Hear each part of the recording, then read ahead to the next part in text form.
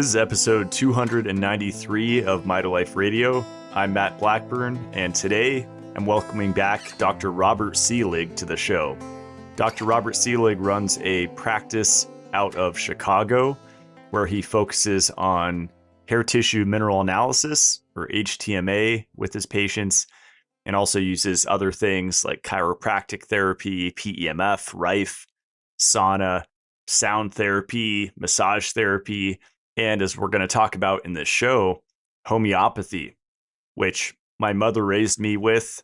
She would always give me homeopathic remedies as I was growing up. And so she kind of planted that seed for me to now finally get into it at the age of 37. And also speaking with people like Robert, I've been inspired to play around with it more. So in this episode, Robert talks about the three aspects of homeopathy, including like cures like, minimum dose, and the law of cure. He explains the different potencies that you can get with homeopathic remedies, why homeopathy is energetic medicine, and why he likes combining that with the physical work. We get into the 12 tissue salts. I talk about my recent experience, and Robert makes recommendations on how I could make it more focused. He talks about where to start with homeopathy, why we should have a emergency Mars kit, as he calls it. And possibly my favorite part of the show, he talks about the astrology connection with homeopathy. And specifically, we just focus on the sun sign. I recently turned 37. I'm a Virgo sun. And the wild part is the cell salt that's specific to Virgo is Kali sulf, and it's specifically for the skin. Largely it rules, as Robert says, communication, digestion, and the skin. And that's why I got into health, was skin issues, acne and eczema. So what a coincidence that that completely lined up. I really just love listening to Robert speak. His philosophy on health, it's very balanced, it's very comprehensive, it brings in the energetics, and he's open. He's just an awesome practitioner, and I love to hear him speak, and more so love speaking with him on the podcast. So enjoy the show. Here is Dr. Robert Selig.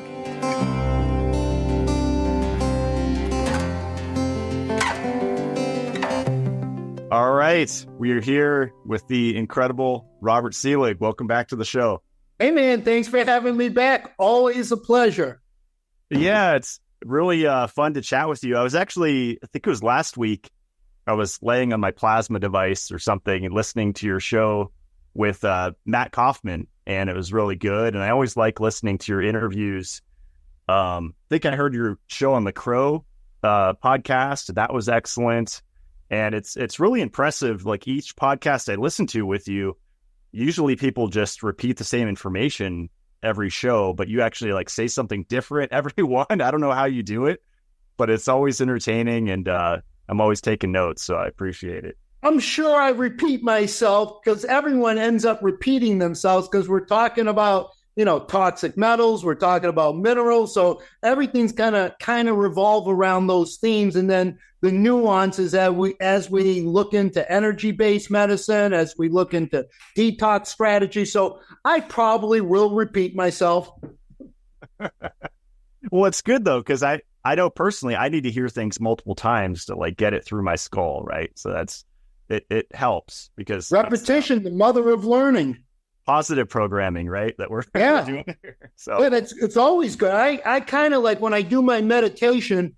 I do a standing qigong meditation every day, and in one of the postures, I go through the whole periodic table, at least up to 34 elements. So I just repeat them just to keep it fresh in my brain. That's awesome. Really cool. Well, highly recommend if this is your first time hearing Robert, go back and listen to our first show because that was really fun. I think we mainly focused on zinc and copper, but the whole mineral matrix, as you talk about in depth. But this show, I'm excited to speak with you about homeopathy because my mom actually raised me on homeopathy. I think her big tools in the arsenal were fresh aloe vera. I was raised in Southern California, so we had tons of endless aloe vera plants because I had eczema. And she was rubbing the aloe on and giving me homeopathic therapies for allergies. I had a pretty severe dust allergies. And looking back, it was probably a zinc deficiency that I had my whole childhood. But it's really fascinating. I mean, you talk about how you couldn't practice mineral balancing without homeopathy, right?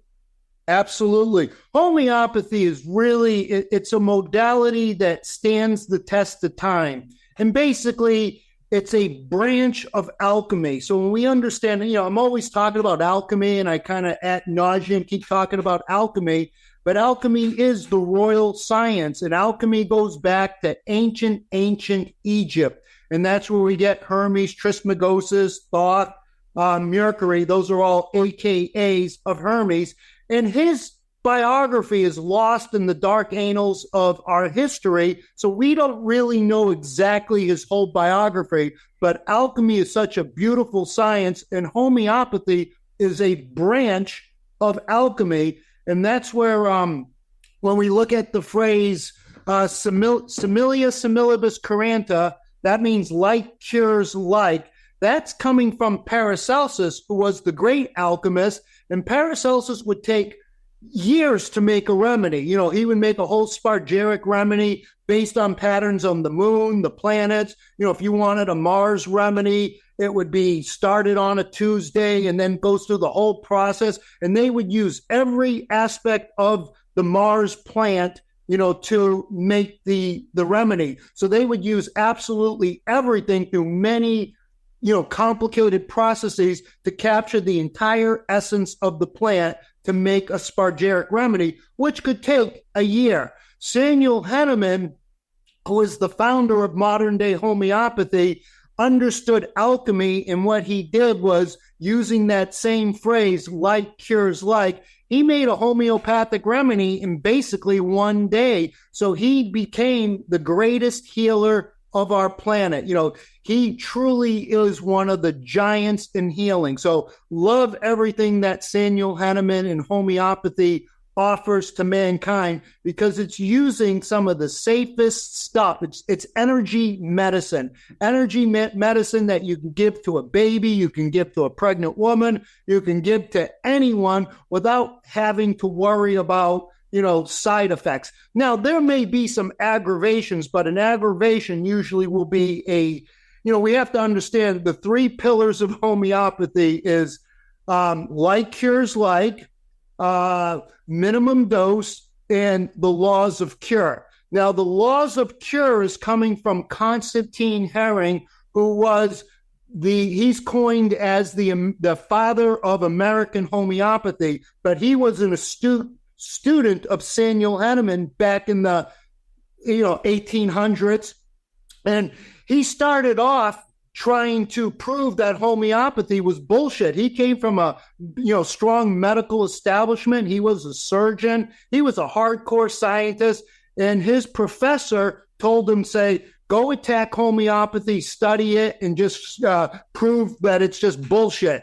And what happened was, with Dr. Herring, he was a surgeon, so he was working on some cadaver, and he cut his finger, and his finger became gangrene, and the option was cut the finger off, and he didn't want to go that route. And after studying with Samuel Hahnemann and learning about homeopathy, he was given one homeopathic remedy, Arsenicum alba, and it cured his finger. A complete cure. Never had to get his finger cut off, and then he became the father of American homeopathy. So again, the three principles, like cures like, minimum dose, and the laws of cure, are the three pillars of what homeopathy stands on. Did I lose you on that, or did that kind of make sense?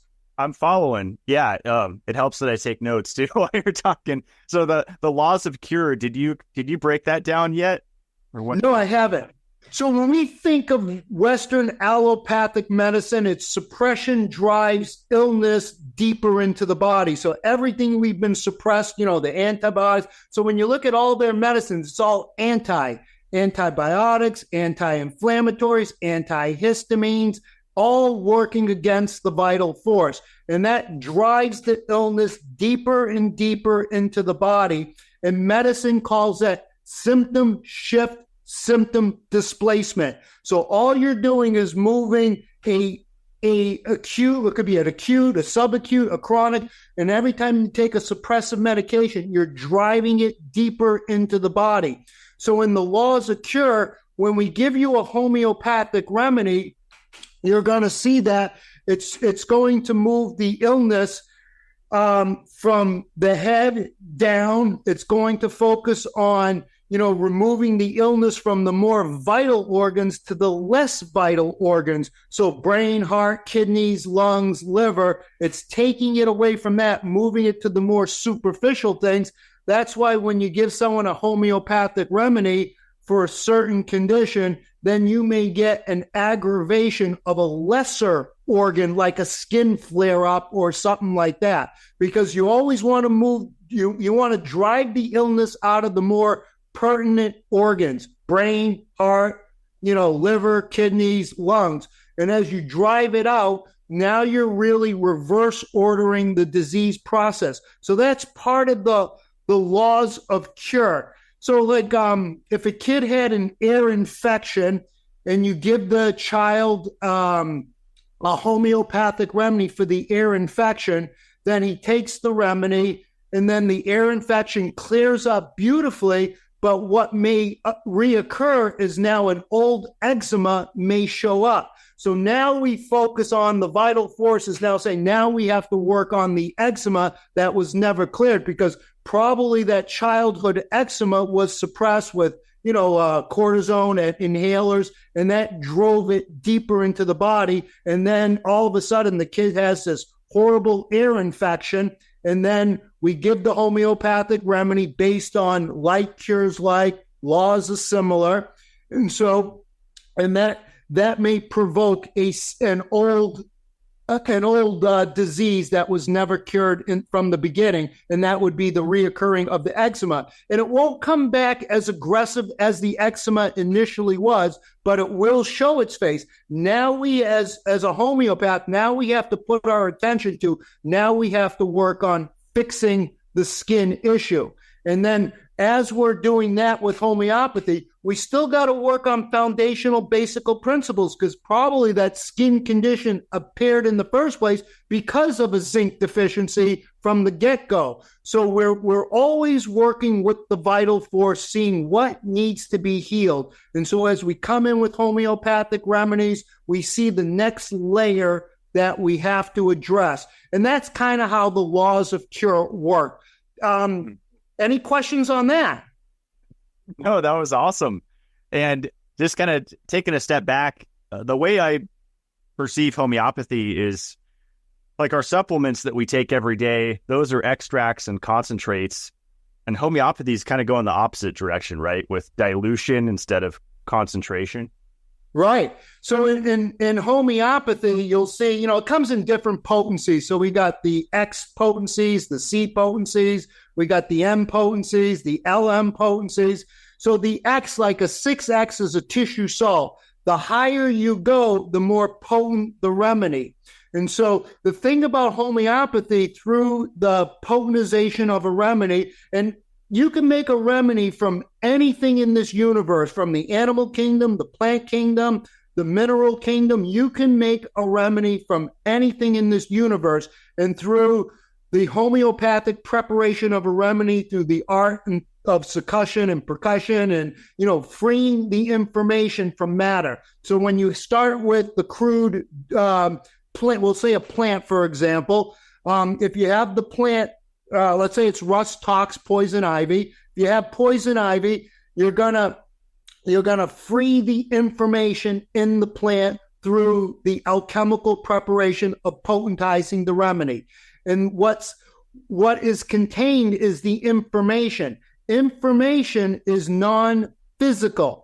And so that information has to put on a physical carrier. That could be a sucrose pill, a lactose pill, could be put in an alcohol tincture. But what we care about is the information.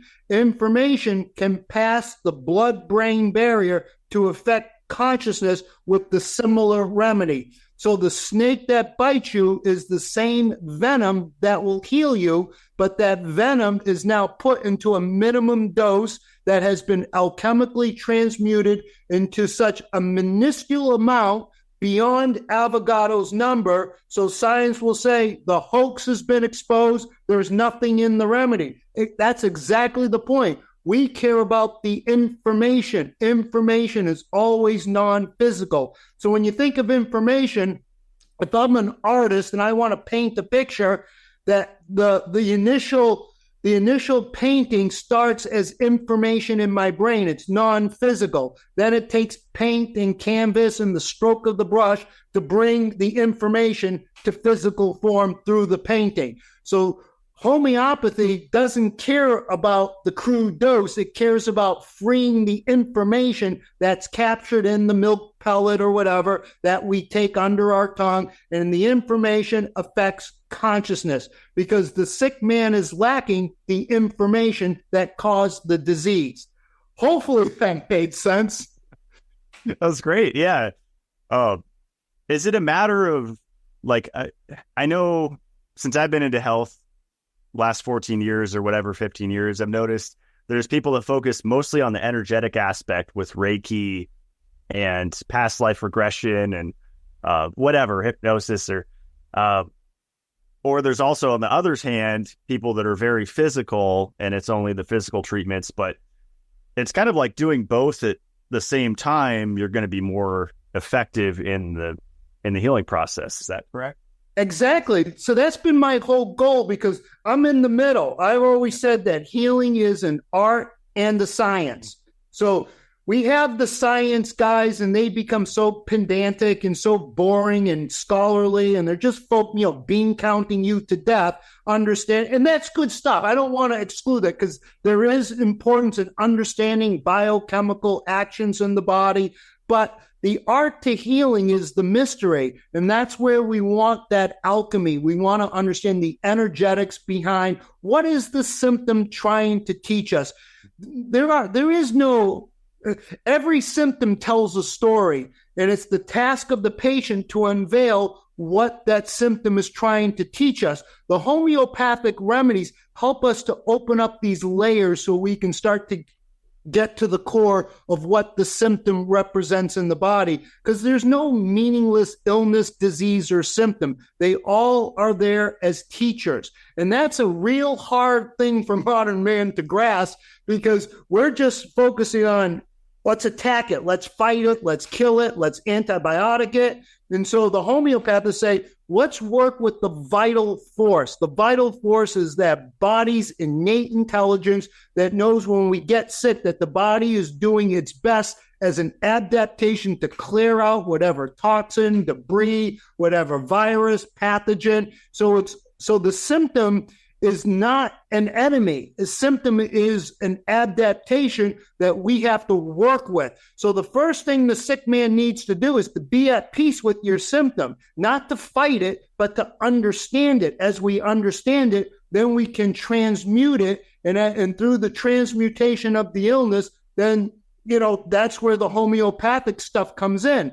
But we live in an age where we are so toxic, with the gazillion chemicals and metals. That's changed the playing field. That's why a homeopathic remedy just won't cut the mustard today. It will certainly help as we go through all the layers of adaptations, but we still have to do the physical work. We still got to do the detox work. And that's why it's the merging of the alchemy and the science to come together to focus on a real healing modality. So we're not just, bean counting and just becoming so pedantic and scholarly in assessing the biochemistry, because the mystery in biochemistry, we don't know even how an electron moves. So we have to take a step back and know that there's a vital force and we have an innate intelligence on our body, and the homeopathy works with that innate intelligence. And then we do the other half of the equation, which is the physical work. So my goal has been to merge those two worlds, to bring them together.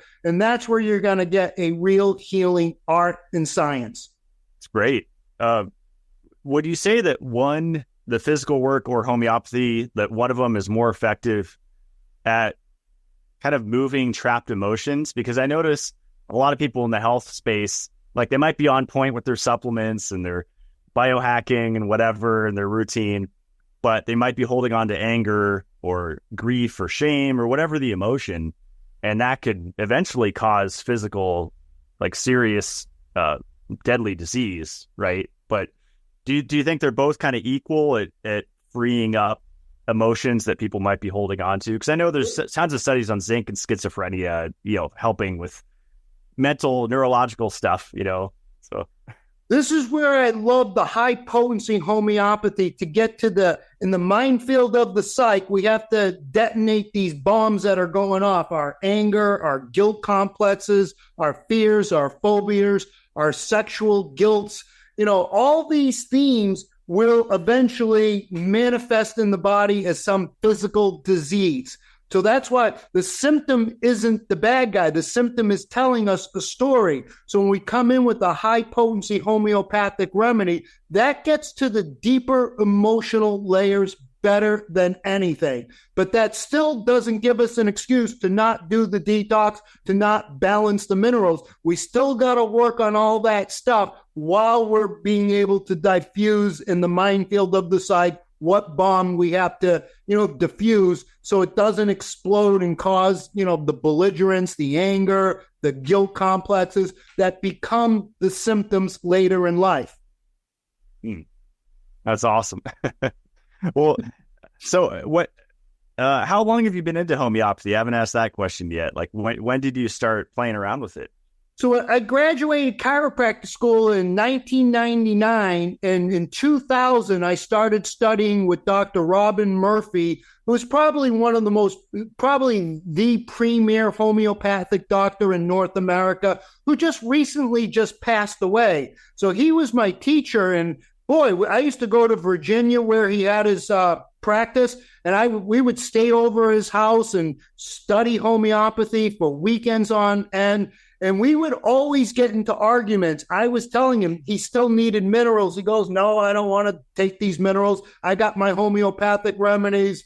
I kept on arguing that he still have to do detox. He said, no, the homeopathic remedies are going to, do the detox.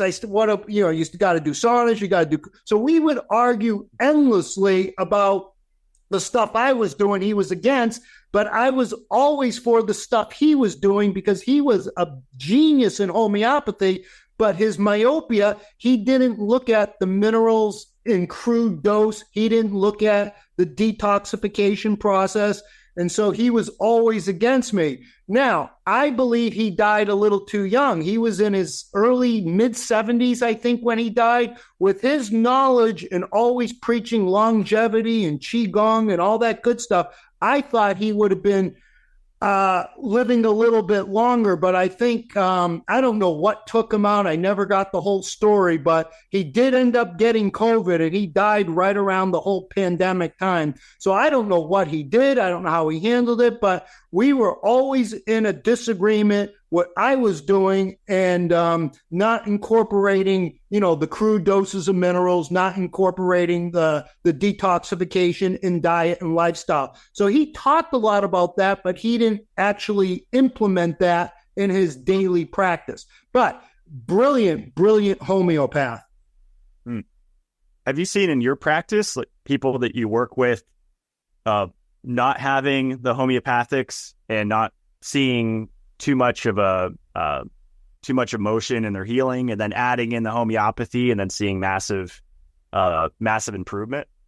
Yeah, the first goal is we got to get people to first base. That's the first step, because so many people are so broken from all the suppression. Every time we've had an earache, a throat ache, this or that, we've used suppressive medication, just driving it deeper. And then they're an adult and all of a sudden they want to start getting healthy because they're sick of feeling sick. And then we will come in with tissue salts to start as we build up the mineral grid. So we got to build them up slowly. And then at some point in time, they're going to hit a roadblock where the anger percolates or their guilt complexes percolate or some emotional theme that was never dealt with is now holding a charge. So that's usually when we'll come in with a homeopathic remedy to help placate whatever that symptom is, to help work through it. But you also have to work through it with talk therapy, with journaling, with some other modality to help process that stuck emotion. The homeopathic remedy will help open up that layer to see it, to see what it is we need to see. But we still got to process it and work through it. And so the homeopathic remedy helps to open up the layers that have been kind of cemented into us. And that's part of why you may see a calcium shell. A calcium shell on a hair tissue analysis, those are usually the suppressed emotions, whatever the trauma was, we have to put up a wall to protect ourselves. Now, as an adult, we have to break that shell down. As we break that shell down, those emotions are going to percolate to the 10th degree. And that's where the homeopathic remedies are beautiful for helping to kind of placate the aggravation of an emotion.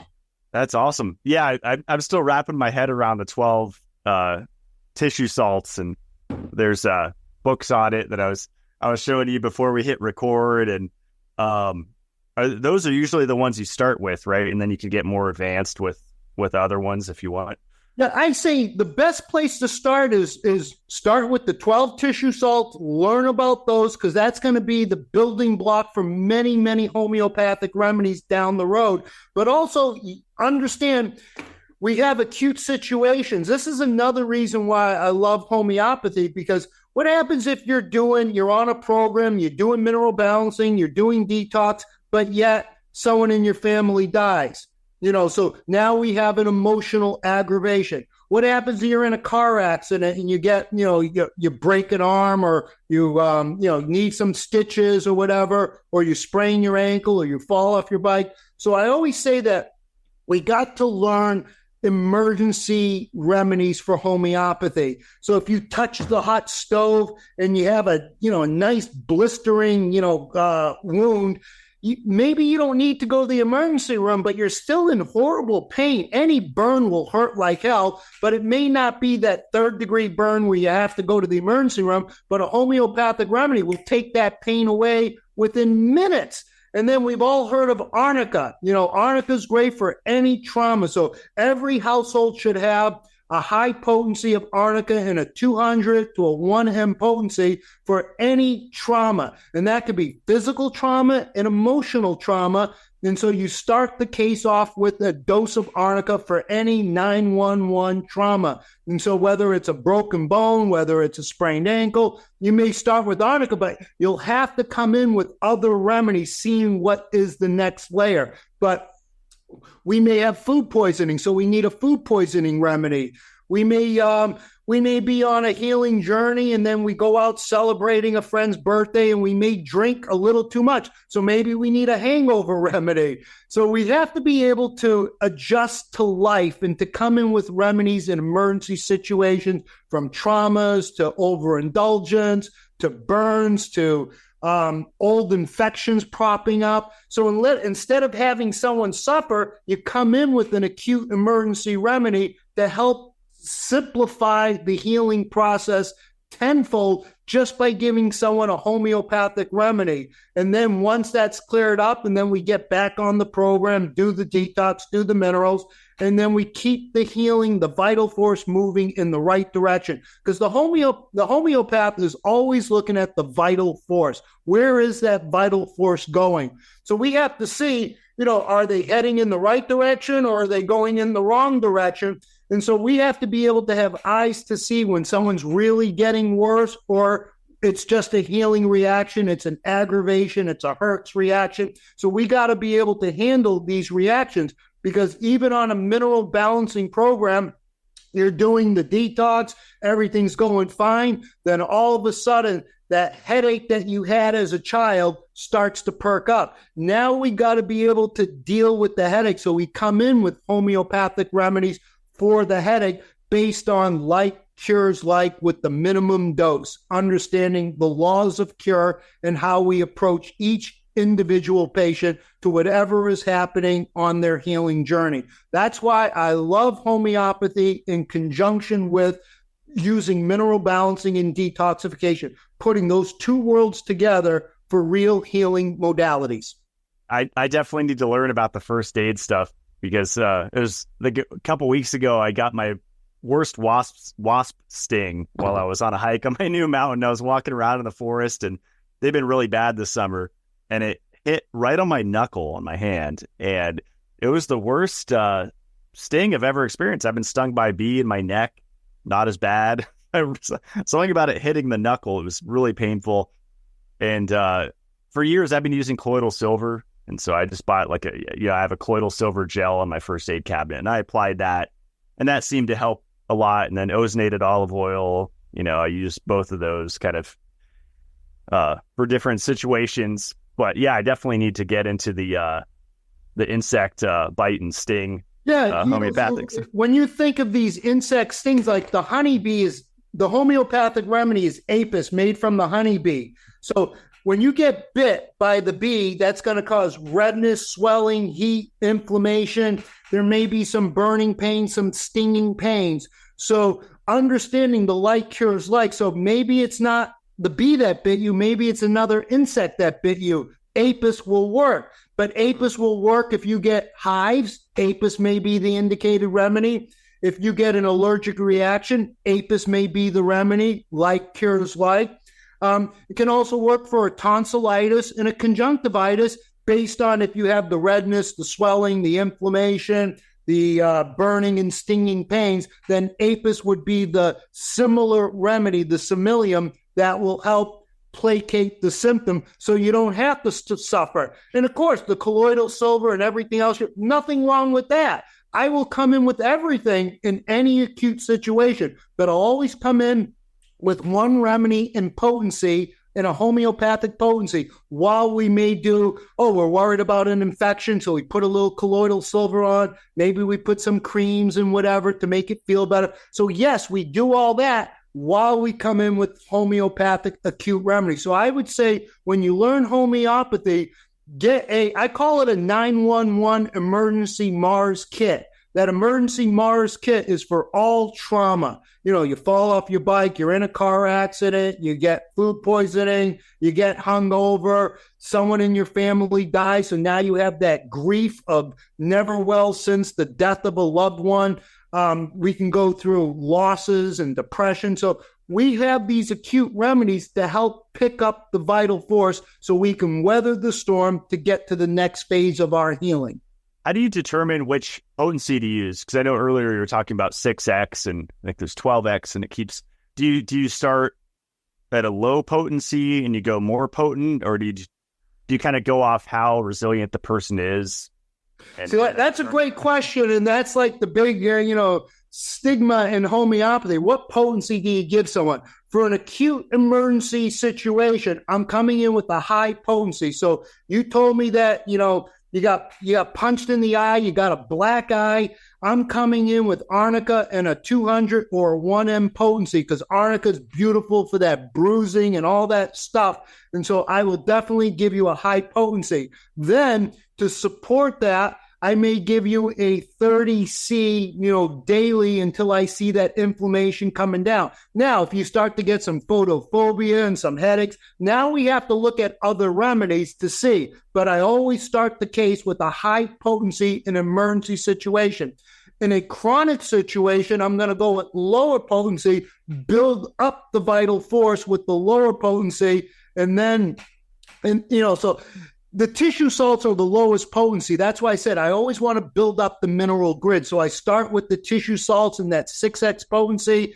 Then for some chronic situation, we have this chronic, every month this woman gets a headache. Every month, headache, PMS comes on, right around the menstrual cycle, that migraine kicks in. So now I'm going to give them a homeopathic remedy based on the laws of similar, like curing like. So I find that homeopathic remedy that's going to address the mentals, the physicals, and the whole constitution of the person in more of a lower potency, probably anything from a 12C to a 30C, maybe one dose every third day, maybe every day, depending on it. And then then we evaluate with each cycle, did the headaches go away? Is the vital force perking up?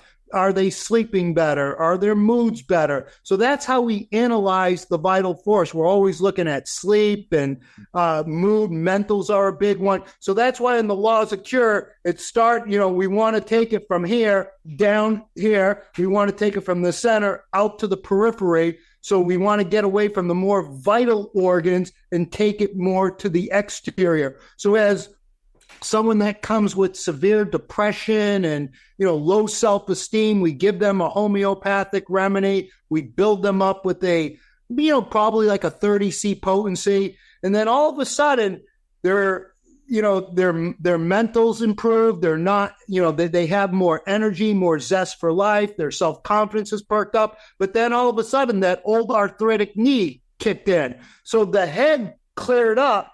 But then we see this arthritic knee that maybe they were taking Advils and steroids to fix that. So now we have to put the vital force on fixing that old arthritic knee as the main symptom of depression and low self-esteem, improved dramatically. And now we got to deal with this arthritic knee.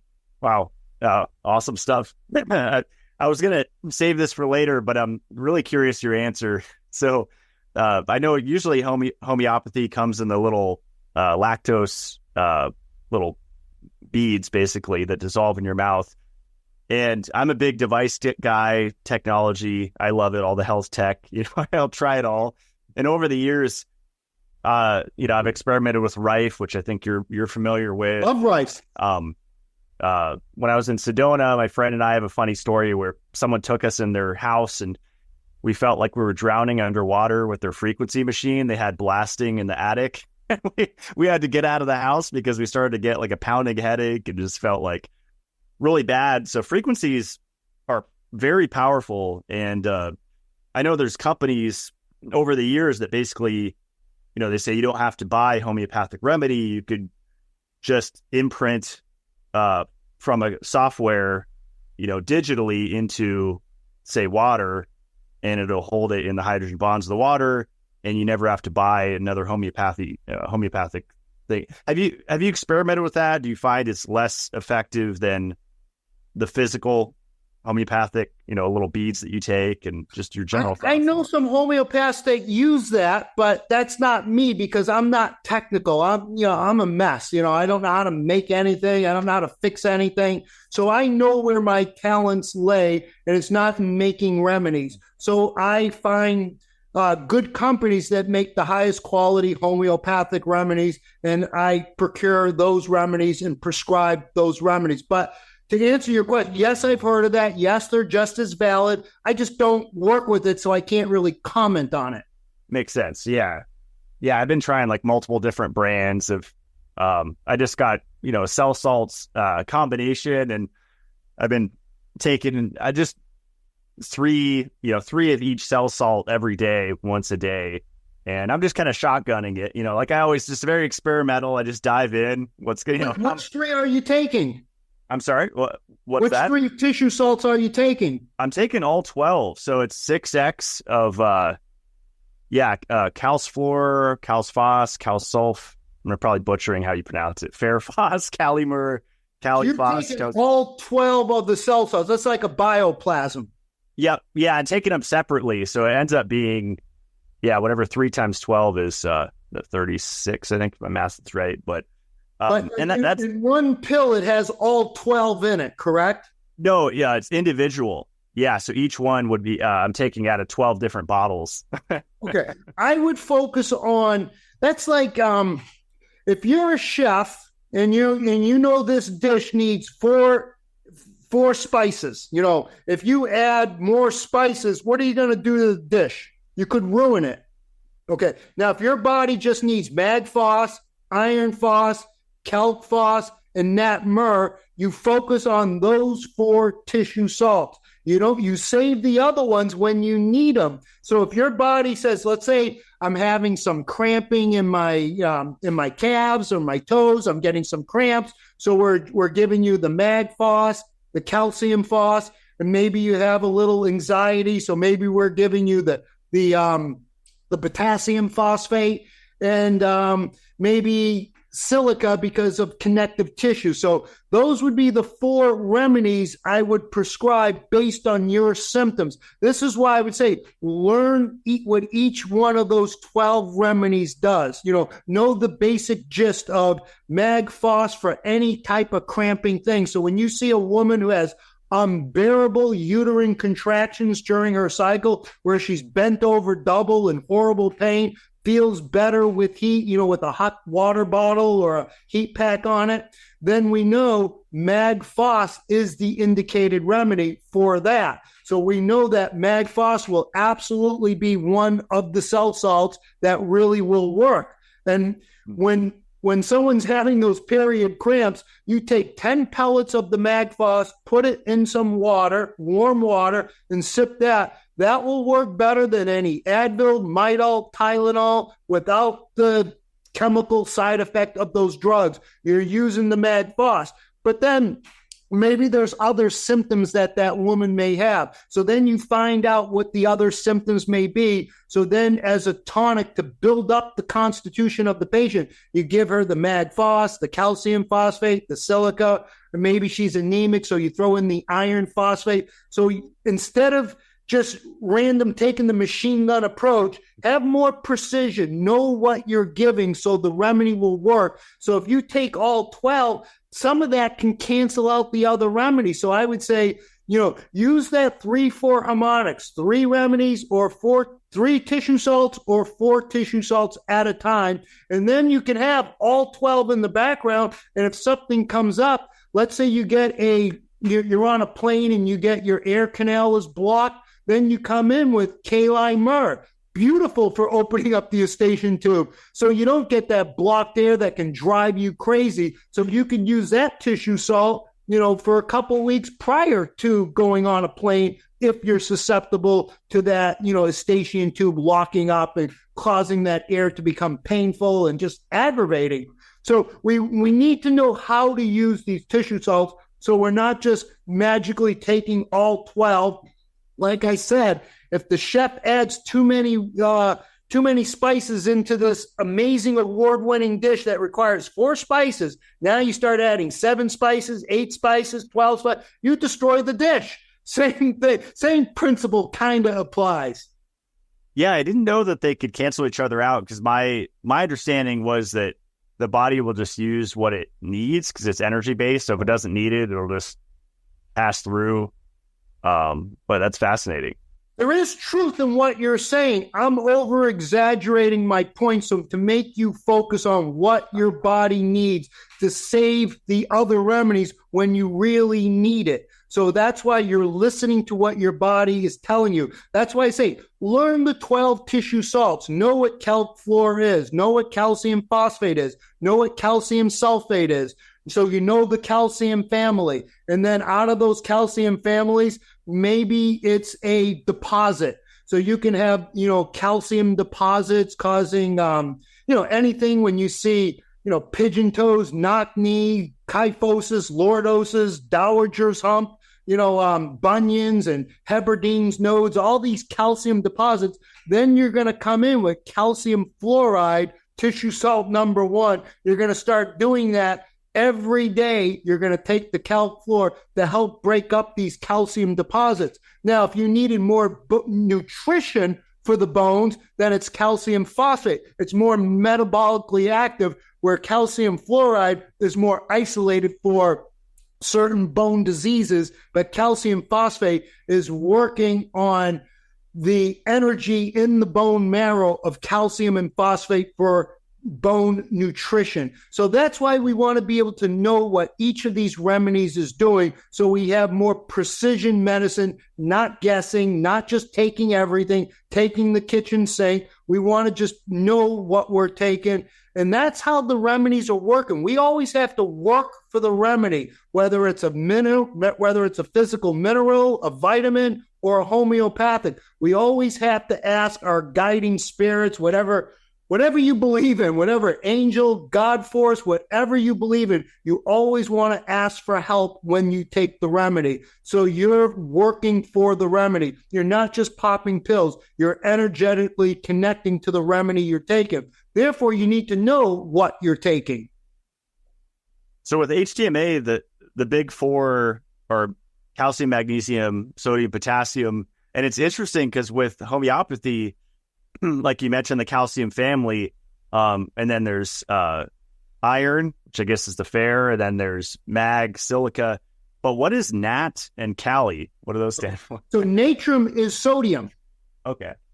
So Nat Mur, Muraticum is chloride. So Nat Mur is sodium chloride. The homeopaths knew hundreds of years ago that sodium chloride, Nat Mur, would be the most prescribed homeopathic remedy in today's world because they knew we were processing the salt, and we knew that we were creating this white garbage stuff, the white salt, the umbrella salt, that processed salt would cause a major problem in our physiology. And Nat Mur is one of the most beautiful remedies we have, and it's a kidney remedy. So it's the water element. It's the water mover. So it moves the water, the fluids in our body. So if we see we have some pitting edema in our calves, or we get bloated in our gut or in our face or under our eyes, or the other extreme, complete dryness. So we either have too much sodium or we have too little sodium.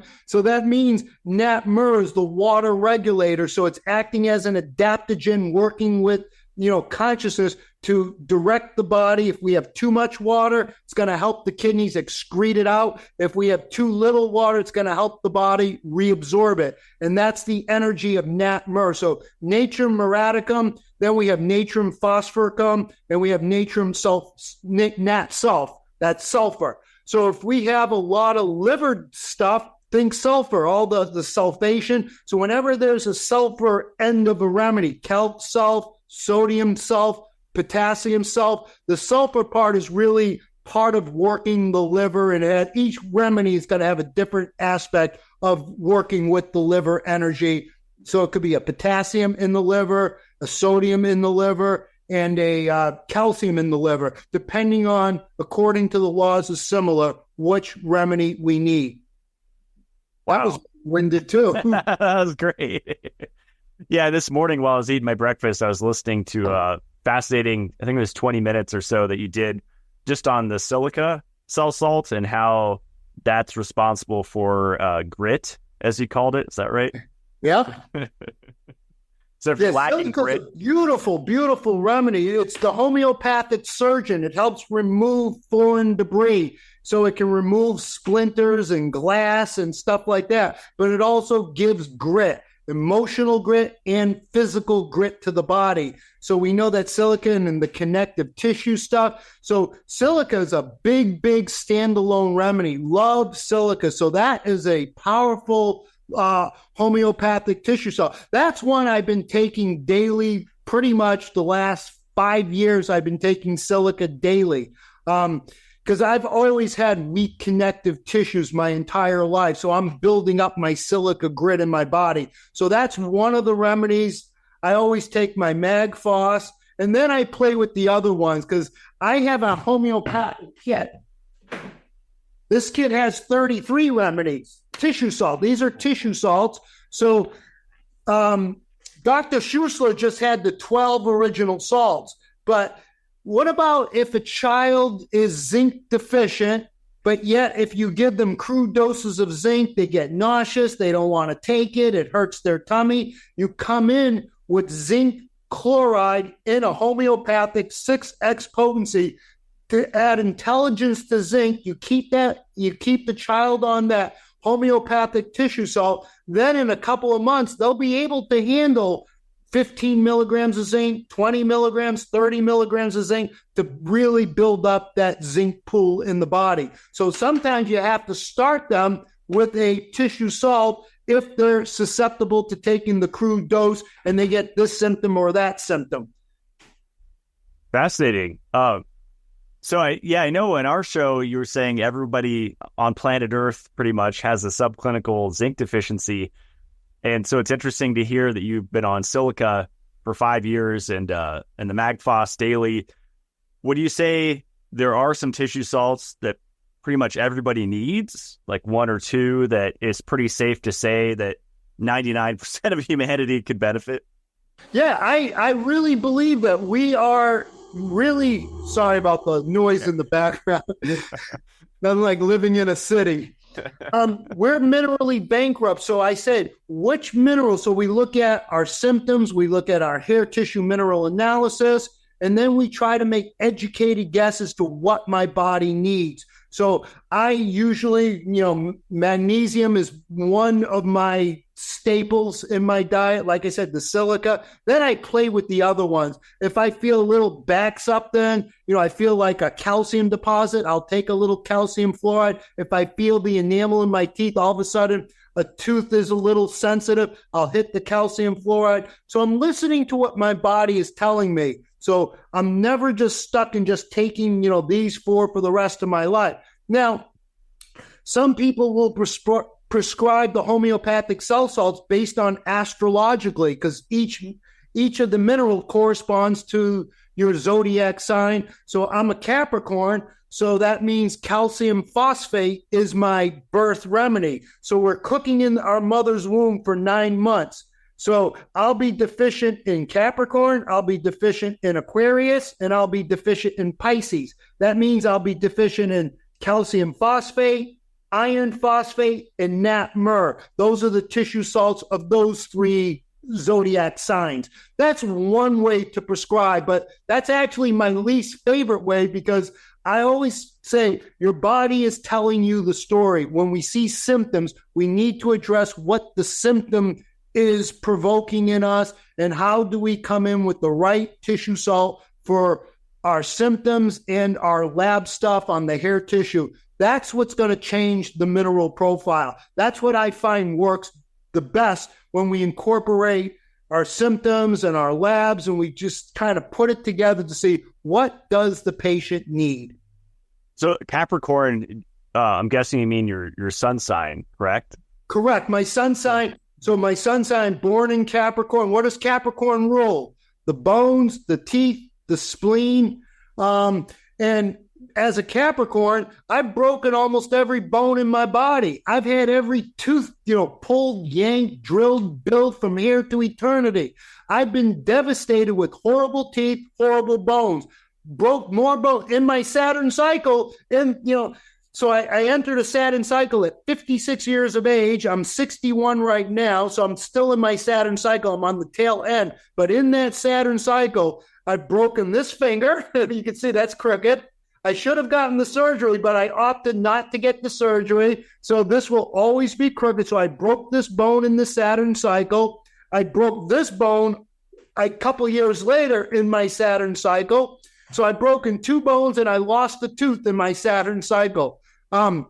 But my whole life, bad bones, the first bone I broke when I got punched in the nose. My nose is crooked because I have a broken nose. I got this tooth knocked out when I was young, broke this bone, shattered my knee, broke these 3 ribs, broke these ribs, broke this clavicle, broke this, numerous breaks across the board. So I knew when I went into this Saturn cycle, this would be a challenging cycle for me. And that played out to the 10th degree. And I should have been more prepared. I should have listened to my own advice. I didn't. And so I took the hit of breaking 2 bones and lost a tooth in my Saturn cycle.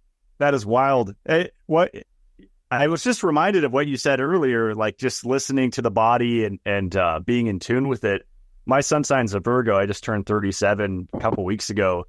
And I would imagine there's a connection. I have no clue, but I would imagine there's some connection with skin stuff, because acne and eczema was my whole life and just prone to. You said you're a Virgo, and that's ruled by the planet Mercury. Mercury is communication. Mercury governs the skin. It governs, Virgo governs digestion. So Mercury is a huge skin remedy. So as a tissue salt, then you would go to, what is the homeopathic tissue salt for Virgos? I think it's Kali myrrh. I could be wrong. I have to look at my book. I could let you know. I don't want to waste your time in looking for it, but you would figure out which. On here, I have a little chart. It's like a cheat sheet thing, and it says Kali Sulf, eczema, psoriasis, skin balance is the remedy theme for Kali Sulf, the 7th one. I don't know if is that one connected to Gemini, to Mercury? So you want to find out what is so this book. God, I can't sign it. Oh.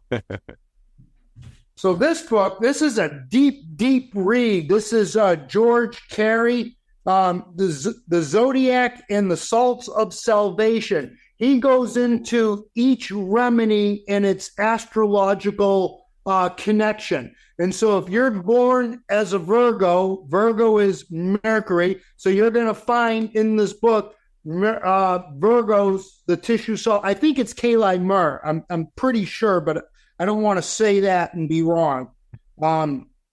Interesting. Yeah. Here. Oh, it is. Yeah. I don't know if it is. Let's see. Virgo is Kali Sulf.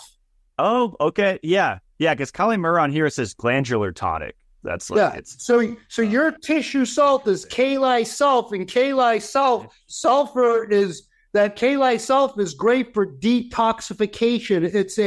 It's a beautiful remedy for helping clearing up the debris, the dead debris of the cells. So it's got the sulfur part for detoxification, the whole sulfation in the liver, and then the Kali stands for what? So when you look at K on your periodic table of elements, potassium is number 19, but it's not P, it's K, because K is Kali. Kali is the destroyer. So it has a fire energy to it, but it's a beautiful remedy for skin and for the liver.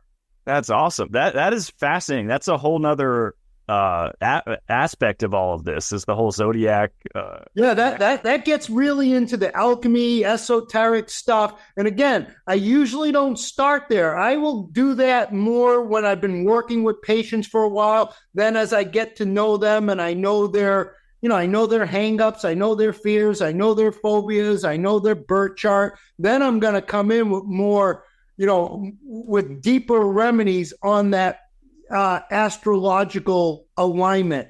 That's powerful stuff. So there's you could prescribe homeopathic remedies many ways. So again, we always stay flexible, and we're always working with the vital force, understanding the laws of similar, the laws of cure, using the minimum dose to provoke a healing reaction in a positive light.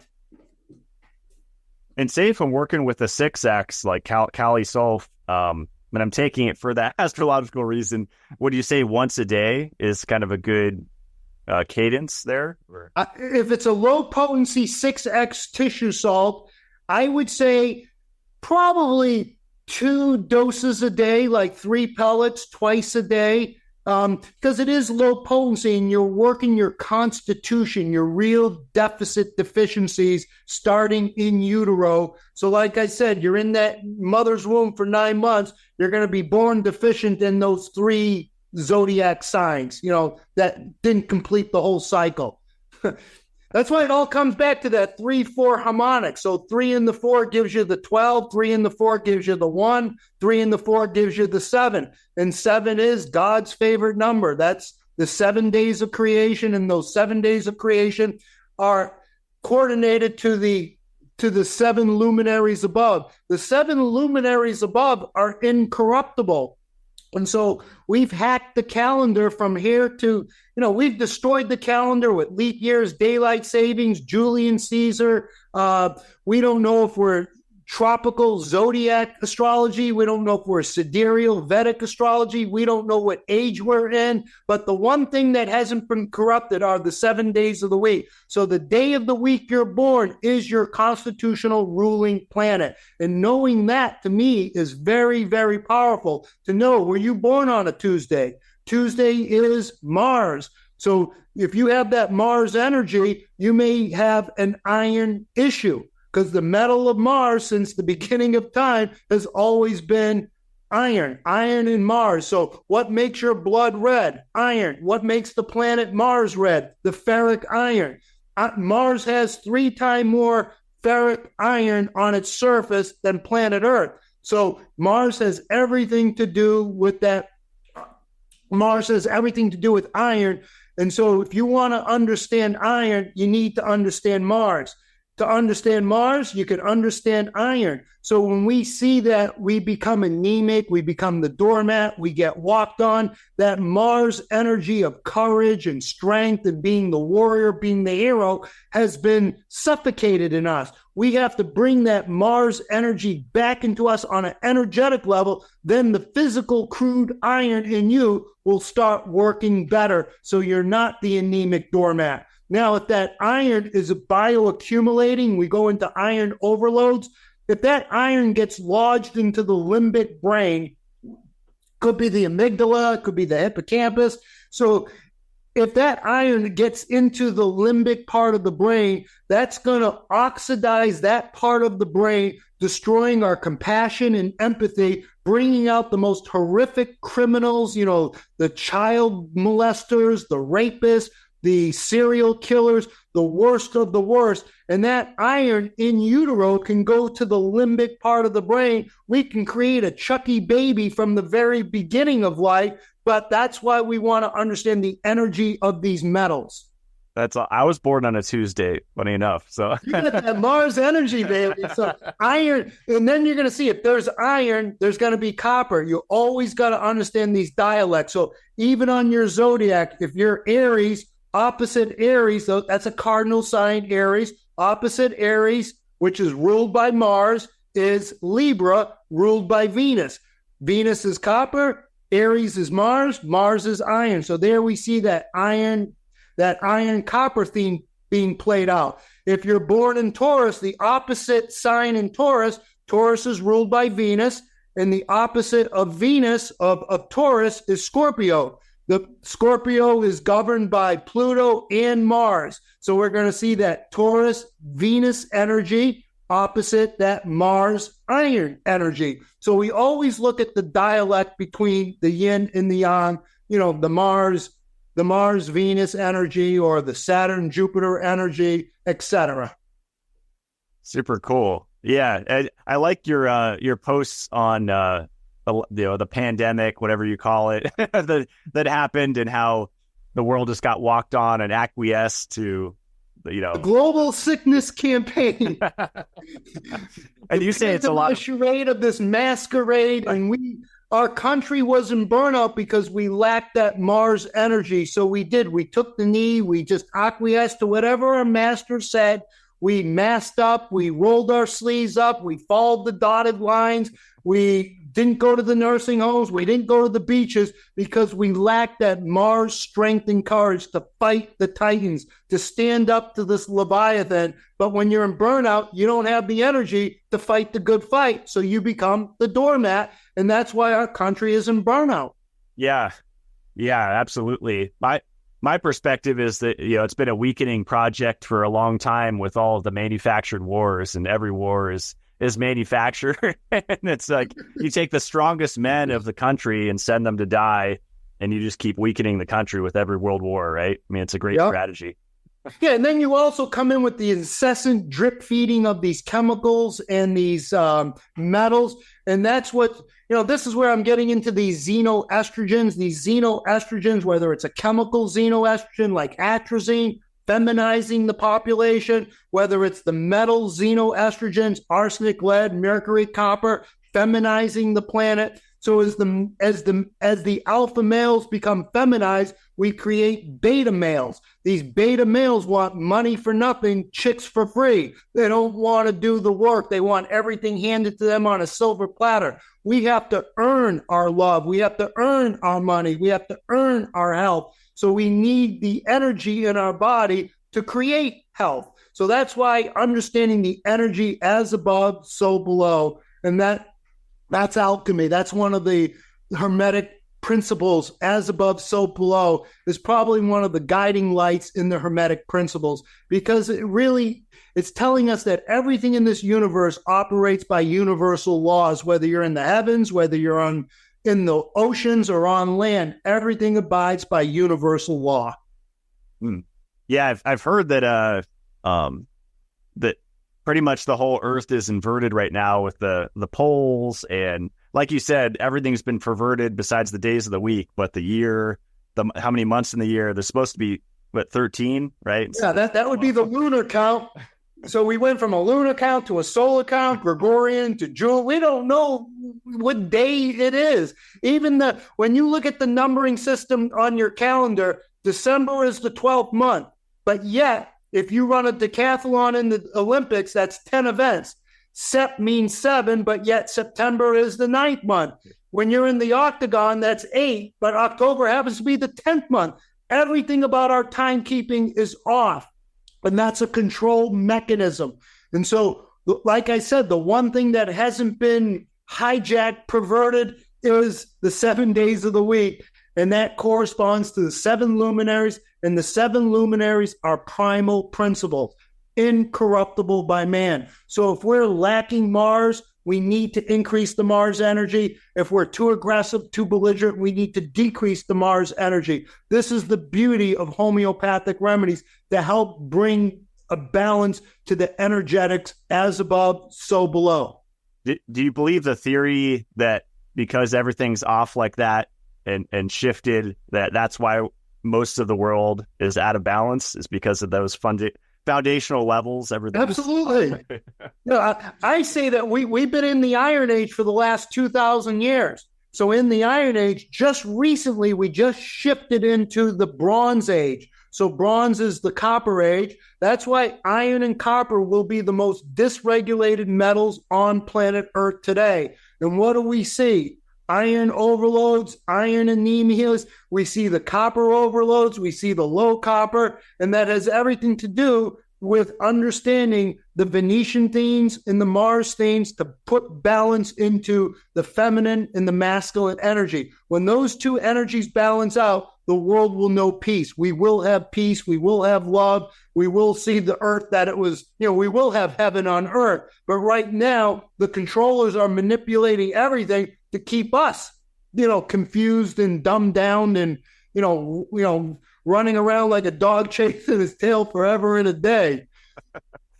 So many distractions, right? It just seems like the end of this year is like assassination attempts, and then there's like Diddy celebrity stuff with, kids and pedophilia. It's like, I'm always, when I hear about an event, I'm always thinking, well, what are they doing with the other hand, over here? Yeah. That's why we always have to have that eye of discernment, two eyes to look, but only one eye to see. So that's why it's all about third eye development. And that's your pineal gland. And that pineal gland isn't protected by the blood-brain barrier. The pineal gland has the second largest blood supply, kidneys number 1, pineal gland number 2, but not protected by the blood-brain barrier. And when that pineal gland calcifies, then you lose your vision, you lose your dreams, you become very controllable. Absolutely. Well, do you want to answer some listener questions? Sure. Awesome. Why not? Yeah, we had some good ones, so we can bounce around. But this is a good one. Are there remedies to take to heal from vaccinations taken in our childhood?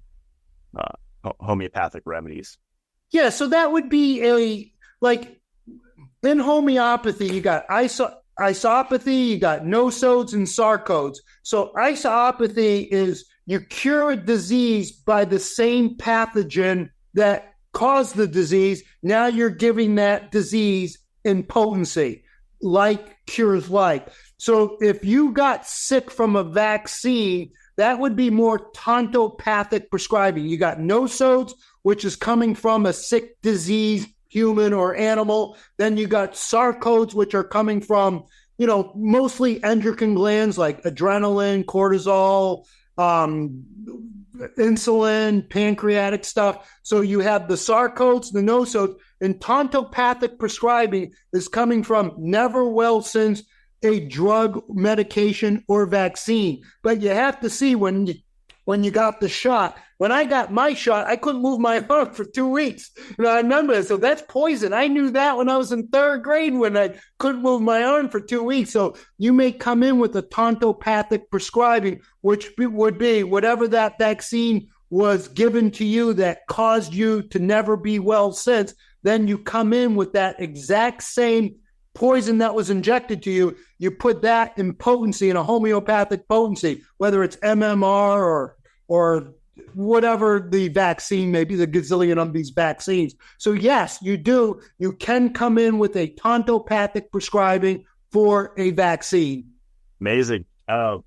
Question for me too. I meant to ask this earlier. Have you ever played around with flower essences? Because I think that's like an offshoot of homeopathy. And I used to mess around with I think the 5 flower blend and different ones. And I'm a big carnivorous plant fan. I've been growing them for years. So I took, I think it was Venus flytrap or pitcher plants or something for fun. But have you ever played around with those? Or yeah, that was Dr. Bach was a genius. So he was schooled by Samuel Hahnemann and understood the like cures like.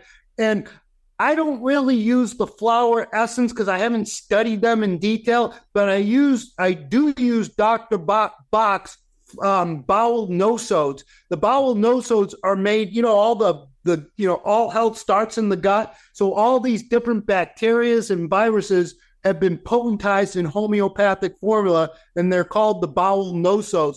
Those are amazing. That's another whole branch of a study and understanding which bowel nosode do you prescribe. So I always have to refer to my books to look at all the symptoms that this bacteria may cause this virus may cause that, this fungus may cause that. So then you come in with the bowel nosode, and especially when you see children that weren't breastfed or were cesarean delivered. So their whole gut microbiome is going to be off. So bowel nosodes can be used beautifully as an adjunct with, homeopathy. It is a homeopathic remedy, but you come in with the bowel nosode, as an intercurrent, possibly while you're doing constitutional prescribing, while you're doing, cell salt therapy, while you're doing mineral balancing. So there's a time and place for absolutely everything. But to answer the question on the flower essence, I know of them. I know Dr. Bach was genius, but I just haven't personally studied the flower essence. Interesting. I had never heard of bowel nosodes. I just looked them up. That's an interesting name.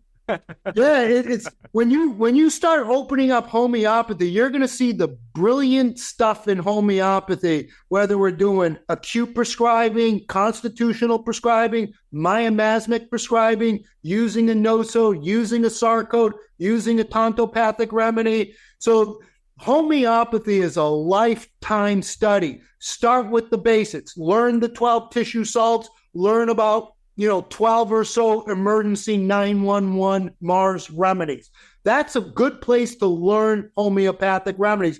So when you see someone that has a bump on their head, I saw this happen. I was at my Dr. Murphy's house, and someone came to him with a bump on their head. He gave them a high potency of arnica, and we saw that bump on their head visually disappear within minutes after arnica was taken.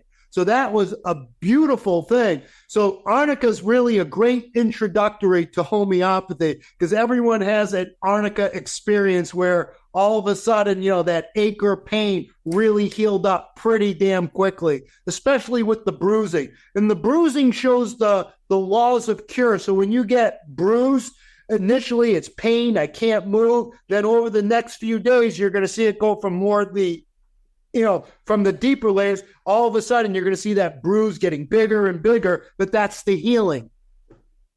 That's the laws of cure in action. Super cool. Jumping around here with a few questions, but this is a good one. How do you mineral balance on a budget? That's a good question. Everything can be done. If there's a will, there's a way. So, I would say if we're really on a budget, you focus on magnesium, you focus on zinc, you focus on selenium, you focus on keeping the diet clean, and you can go pretty far with just very basic stuff. Then you throw in a few inexpensive tissue salts based on what your body needs. And so you could keep it really minimal if you're really on a budget. So there's always a place, but yet if you are on a budget, that diet does need to be impeccable, needs to be really clean. Then the detox strategies have to be on board. And you can go pretty far with bare minimum stuff because, you can get by with magnesium, zinc, selenium, maybe a digestive support thing, and a couple tissue salts will take you pretty far. Awesome.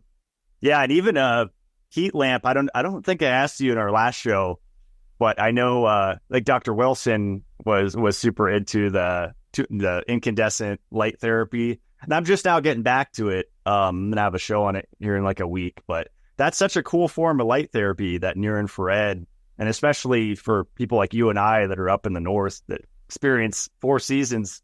It's amazing to use in the winter. It feels incredible. Yeah, I love I have an old school infrared sauna, and so I don't get too technical of what sauna is. I care that I get in there and I'm sweating like a pig. That's my thing. I don't care. I'm not worried about the extra this or the extra that. It's got to be perfect. I want to know when I get into a sauna, am I sweating? Because you're increasing the heat shock protein. Those heat shock proteins help all your steroid hormones. There's something about heat shock proteins in nuclear receptors. I don't know the exact mechanism, but you're going to see when you look up nuclear receptors, you're going to see heat shock proteins helping the metal to the ligand to the hormone bind in some biochemical pathway that I've yet to figure out, but you're going to see heat shock proteins are important. When you increase the heat, you're killing off infections and viruses and bacteria. That's why when you get an infection, the heat in the body is killing the germ. So you're naturally, when you get into those saunas, you're dealing with these chronic infections. You're moving the blood. You're really percussing your organs, moving the stagnant blood from the deeper organs, moving it superficial to get it out. And that's why I said your third kidney is your skin. So you don't want toxic metals going through your kidneys, but the largest organ, that's where you want all the chemicals and metals coming out. That's why sauna therapy is absolutely right up there as one of the best detox strategies we have. Absolutely. Yeah, I would add to that question too. If you're in the US, we have Craigslist, and maybe it's worldwide or eBay, but I started with Craigslist. My first sauna, I bought like half off or something crazy, or 1/3 of the cost. So you can find a lot of stuff used as far as saunas and health equipment. So that's another avenue.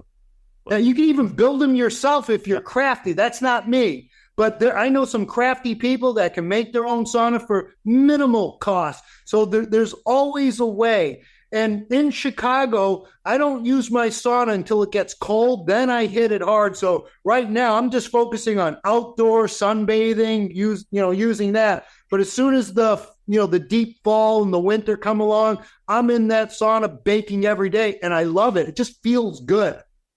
This is a funny question. What do you think about Samuel Hahnemann being a Freemason? Who knows?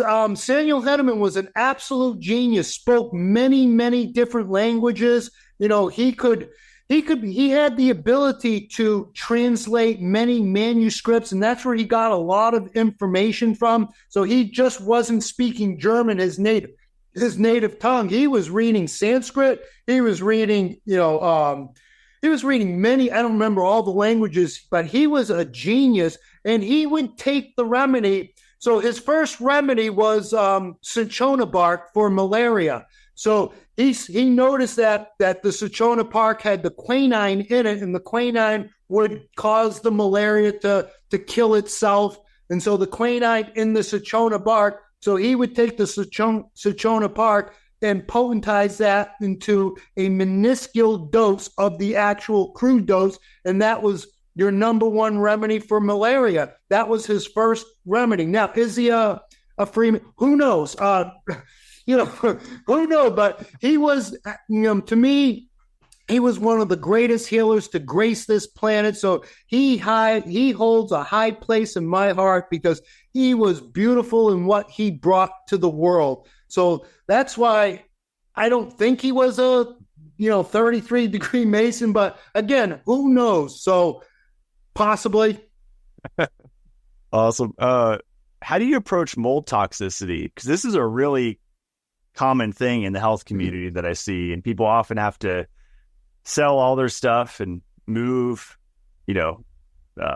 abandon their home. And how do you approach just like every other toxin in the body, the same approach. It takes work, it takes time. And of course, you got to, if you have a house that's been flooded and water damaged and you got mold growing in the attic, you got mold growing in the cupboards, you got mold in the bathroom, maybe it's time to move.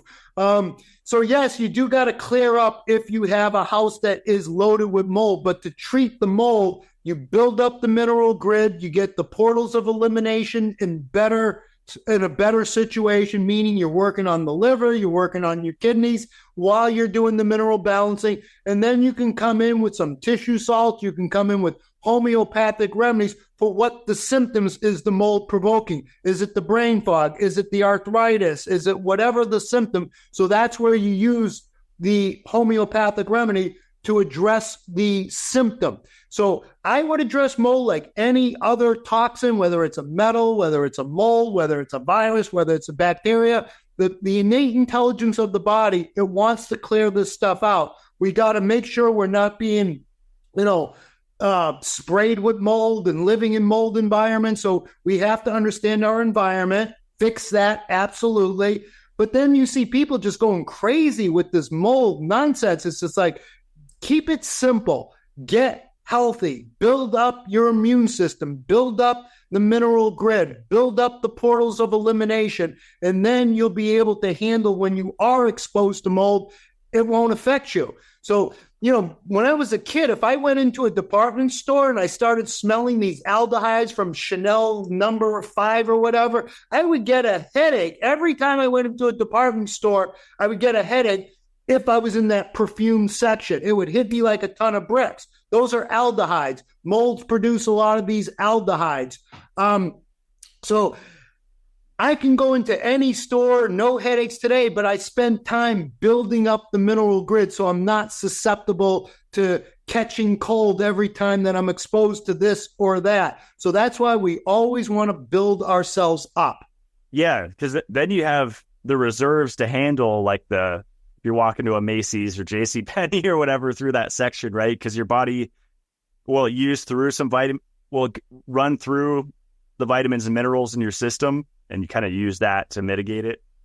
Yeah, so if you have all the mineral cofactors and the vitamin cofactors, when you're exposed to whatever toxin, mold, metal, whatever, your body can deal with it. It can help to eliminate it out of the body, so it's not going to cause a symptom. But we're all so toxic. We all have, so many metals in us. We all have so many chemicals in us. That's why detoxification has to be the mantra of the day. So I know some old school practitioners that don't, do the detox, but they didn't grow up in the generation that we grew up in. So I was born in 1963. So my generation was just on the tail end of getting hit of everything. I didn't get breastfed.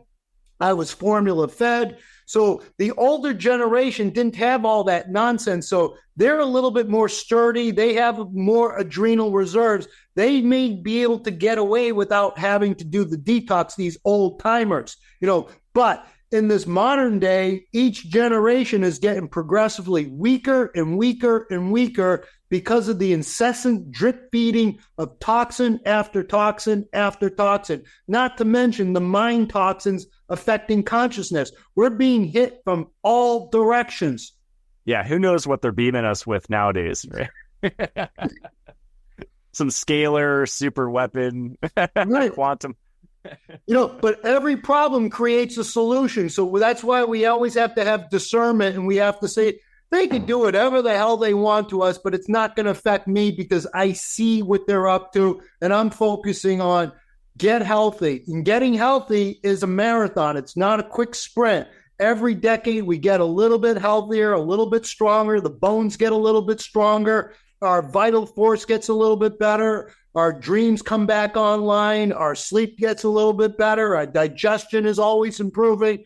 And that happens through a healing program, but it's not a sprint. It is a marathon. We got to be patient. We got to have that Mars courage to get through the aggravation without punting and running off to the emergency room. When you get a flare up of a old infection, you're not running to the emergency room, trembling in fear because this infection you think is going to kill you. So then you take an antibiotic. Now we're back to square one.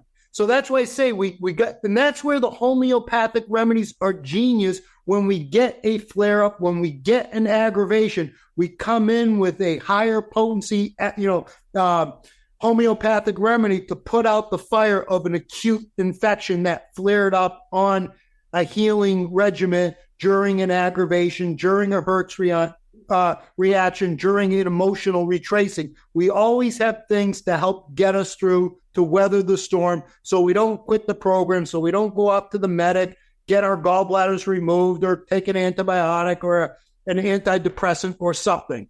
Awesome. This is a good question, and one I wanted to dive into a little bit is allergies, because I know there's the mineral balancing aspect to it with the zinc and other nutrients, but from the homeopathic perspective, actually my friend that's building out my new mountain, his girlfriend has year-round allergies, and so I gave her an allergy homeopathic kit. I think it was only 5 remedies in there, but was histamine one of them? Yes, I believe so. Yeah. It was, I think the brand was like Oleos or something. It was one of the big brands for homeopathy products, but I told her just, try this and see if it helps. But a listener asked, how often should you use a homeopathic for an allergen to eliminate the allergy?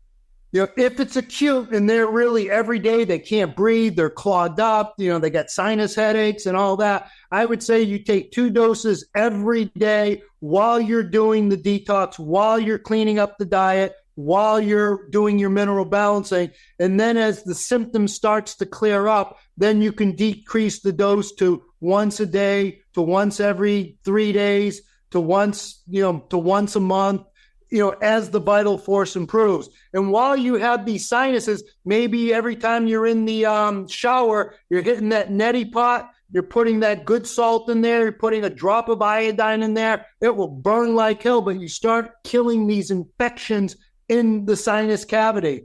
And so, this is why I keep saying the symptom shift, the symptom displacement. So someone that has a sinus infection, they go to the medic, they get the antibiotic, clears up, doctor pats himself on the back, we cured that sinus infection.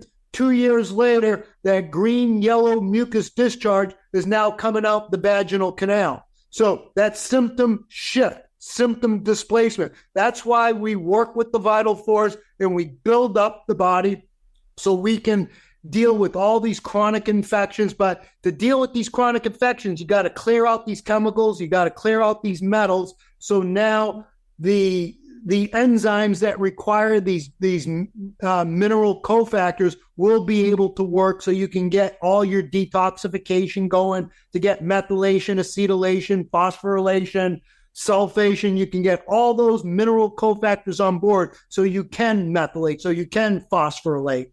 Awesome. Yeah, it's interesting that when people ask me for solutions for different conditions, like allergies we were just talking about, but no matter what it is, mold, acne, whatever, they're always looking for like specific supplements to take, like this for that. But you always have to remind people, right, that it's you have to do it all. You can't just take 1 or 2 supplements to knock it out. I mean, it could help, like it could help maybe 90%, but to get the 100% results, you need to do it all, right? Right. And that's what I'm trying to clear, this fantasy that we could take this magic silver bullet and we're going to be cured. That doesn't work. Like once in a blue moon, you may see one remedy, working a magic. You will see that every now and then, but that's not the average. That's a once in a million time you see that one nutrient, that one remedy knock something out, and then you hear them, ranting and raving how great it was, and that's the universal cure for everyone.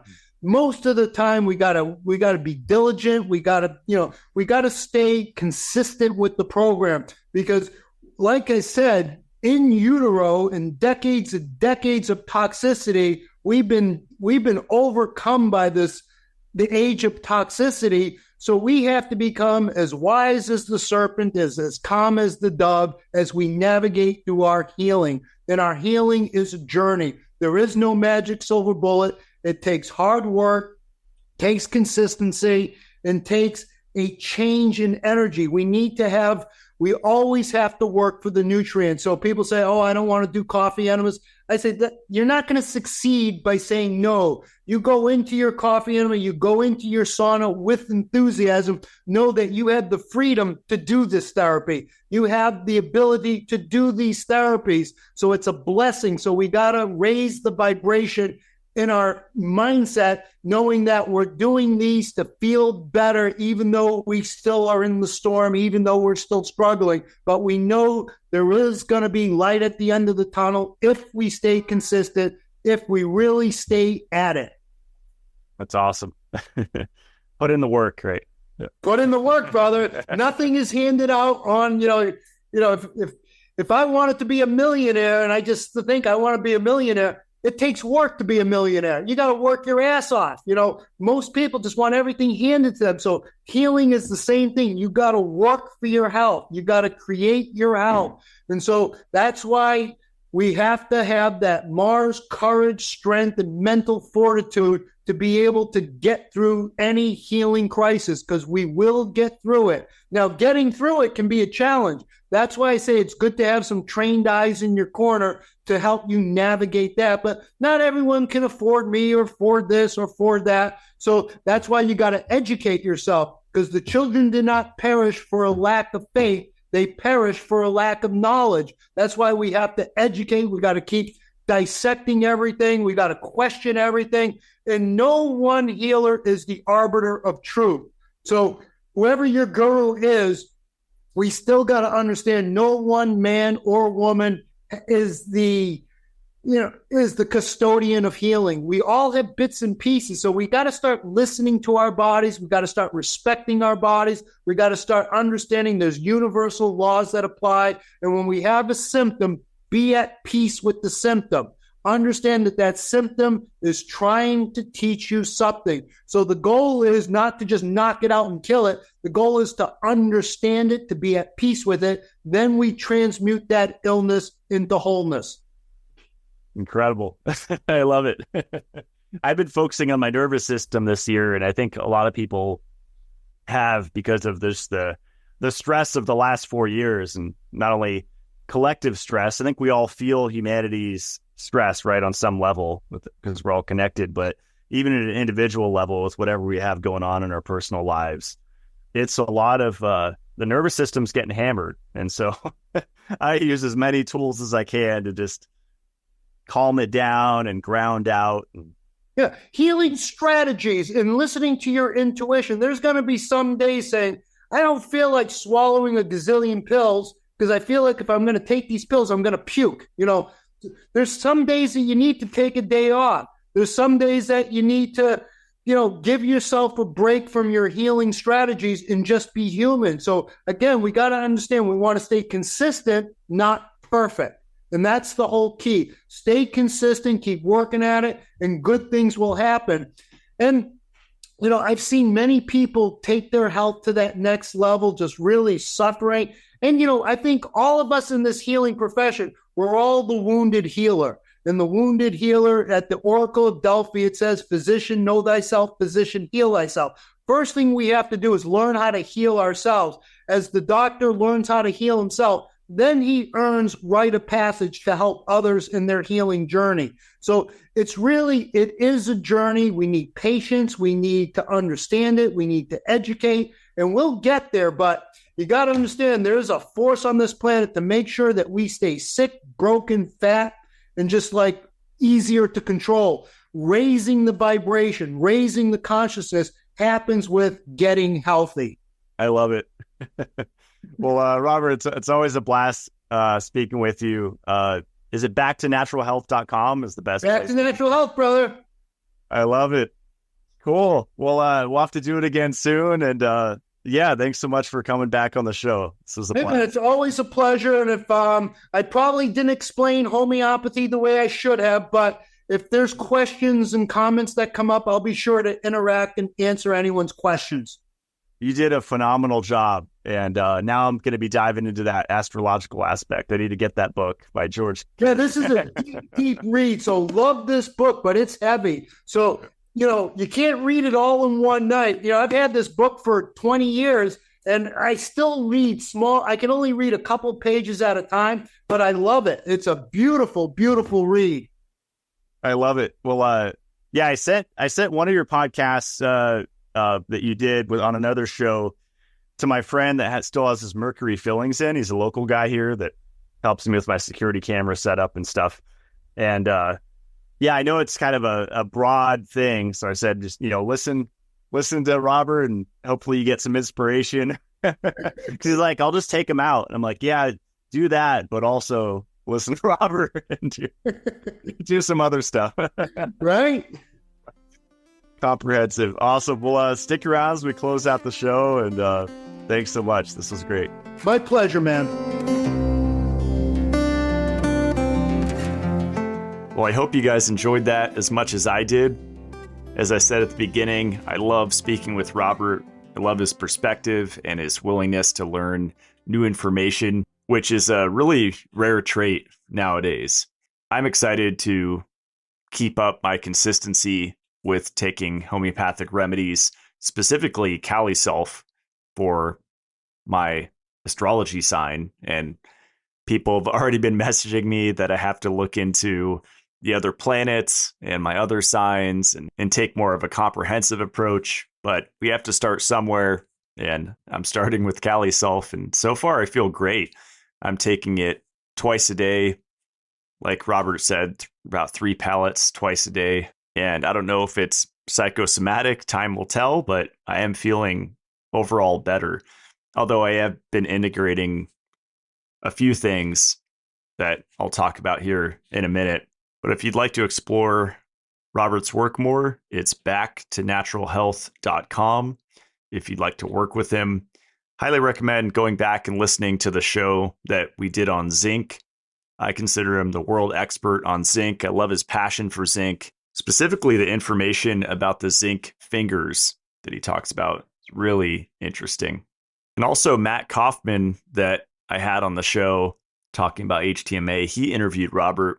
His podcast is called Integrative Thoughts, and I loved the show that he did with Robert Selig, so definitely check that out. My website is matt-blackburn.com. You could read about the CLF protocol that I designed. CLF stands for calcification, lipofuscin, and fibrosis. And that word protocol has been really exhausted in the health community, and it gets a lot of hate because a lot of these protocols are kind of touted to be the end-all, be-all of healing. And I never said that about my CLF protocol. I've often just said that it's a great start if someone's just getting into natural health, or maybe they've been kind of skimming on the surface of natural health and doing green juice and yoga and whatever. This is several layers deeper, getting into these 3 accumulations that really create brain fog, neurodegeneration, chronic disease.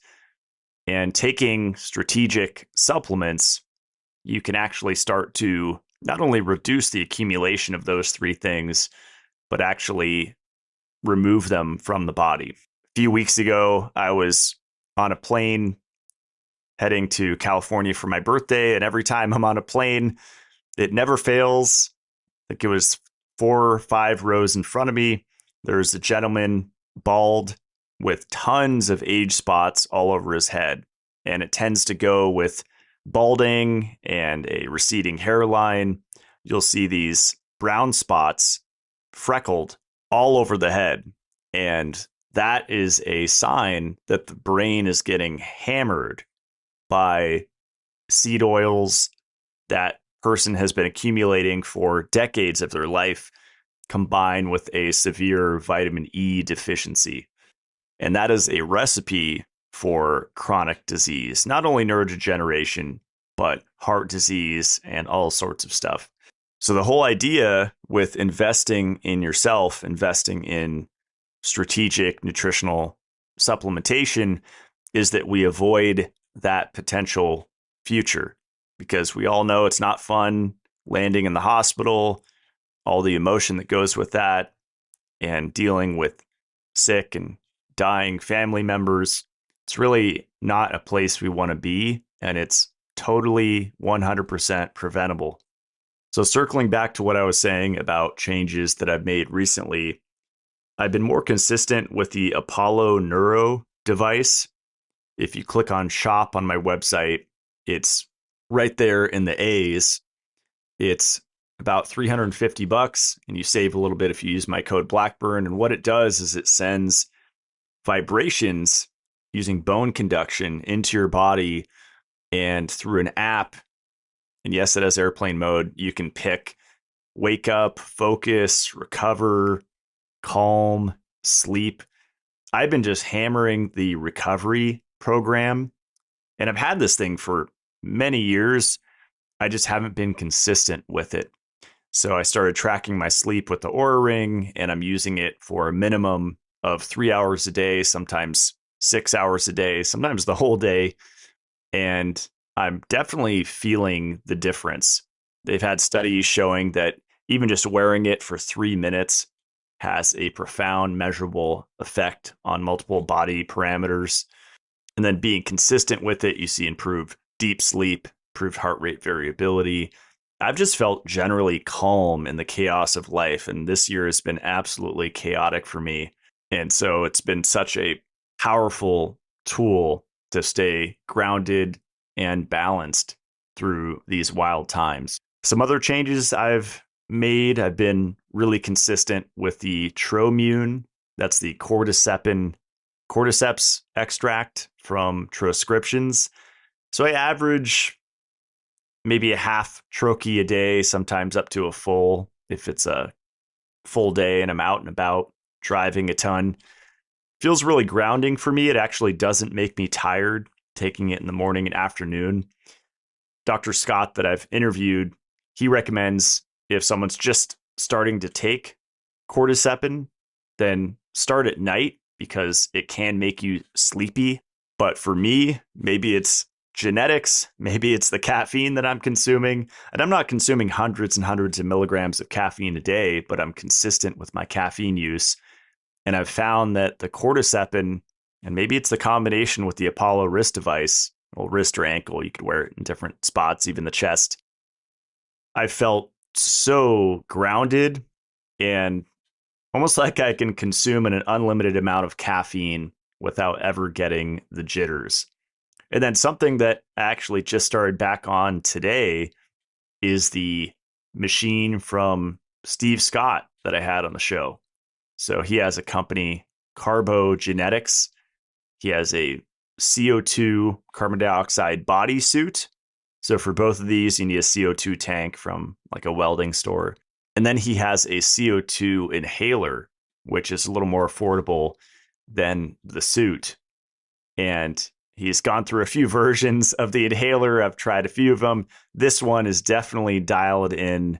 It seems bulletproof, really awesome design. You could breathe between 1 and 8% carbon dioxide. And if you think that's a waste product, go to carbogenetics.com. Also listen to the show that I did with Steve Scott and read the science tab. Just read around his website, because CO2 actually allows us to utilize oxygen. It's called the Bohr effect. That states that oxygen's binding capacity to hemoglobin is inversely related to the carbon dioxide levels. So that means that oxygen can't get to the tissues without sufficient carbon dioxide.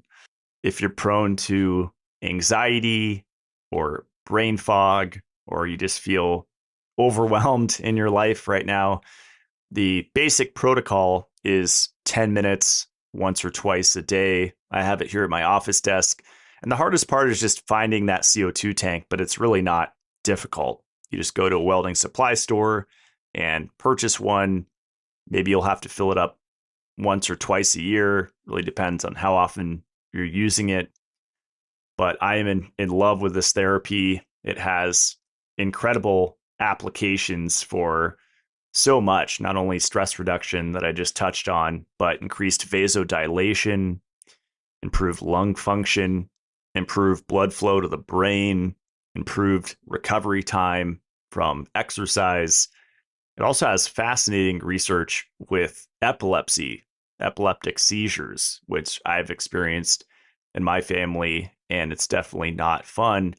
And they found in the research, this is the Epilepsia Journal, 5% CO2 inhalation has a fast and potent anticonvulsant action. The present data suggests that medical carbogen with 5% CO2, which is what this inhaler is basically, can be used for acute treatment to suppress seizures in epilepsy patients.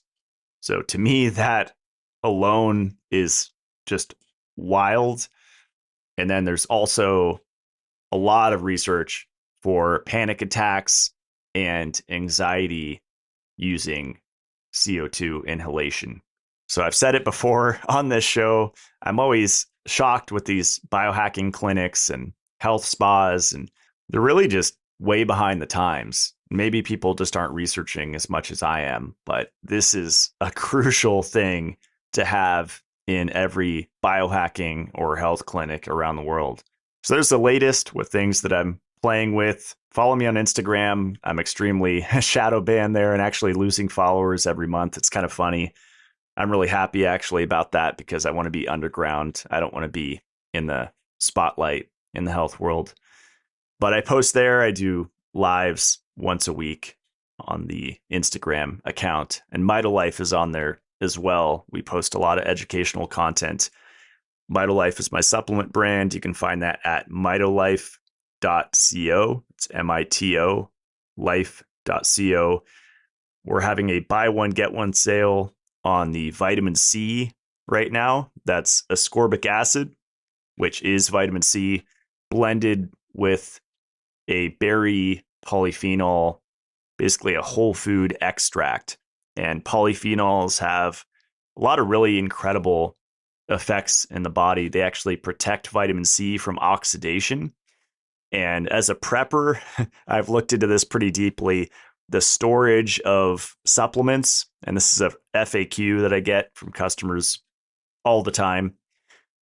Vitamin C and vitamin E, any antioxidant, basically, if it's protected from oxygen, this is why I'm not a fan of the liposomal liquid products, the squirt bottles. I'm not a fan of bulk powder, even though you save money. I love pills. I love capsules. The reason why I love them is because they're protected from oxygen. Because when a powder is inside a capsule, it is insulated from the environment, which means every time you open the bottle, you're not exposing that powder directly to oxygen. In the case of the vitamin E product that I sell, it's more of a liquid.